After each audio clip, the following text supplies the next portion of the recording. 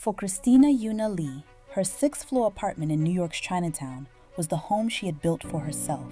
After a night out in February 2022, the 35-year-old creative producer took a taxi back to her building, walked up the 6 flights of stairs, put her key in the lock, and stepped inside. She was home, but she didn't know she'd been followed. And in that moment, the most dangerous place for her to be was on the other side of her own front door. Surveillance video shows a man, Assamad Nash, slipping into the building just behind her. He shadowed her all the way up those 6 flights.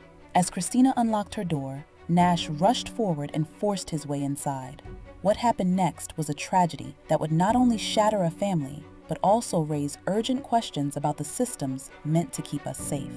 Christina was a Rutgers graduate and a senior creative producer for the music platform Splice. Friends and colleagues remember her as a joyful, kind person who was passionate about championing Asian American and Pacific Islander representation in her creative work. She had moved to New York City about a year before her death and was building a life in a vibrant community she was proud to call home. At around 4:22 in the morning on February 13th, neighbors heard terrifying sounds coming from Christina's apartment and immediately called 911.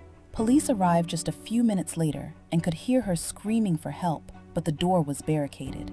For over an hour, a nightmare unfolded with officers on one side of the door and a violent struggle happening on the other. At one point, Nash allegedly tried to mimic a woman's voice, telling officers that no police were needed. The details of what Christina went through are hard to hear, but her story must be told.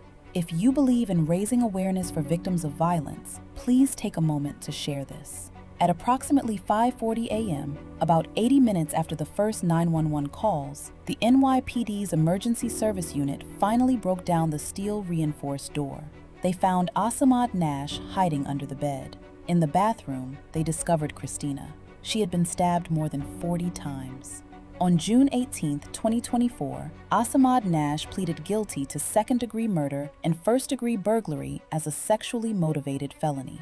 On July 30th, he was sentenced to 30 years to life in prison. But for Christina's family, the story doesn't end with a prison sentence. They have since filed a lawsuit against the city and the NYPD, arguing that the critical delay in getting into her apartment contributed to her death.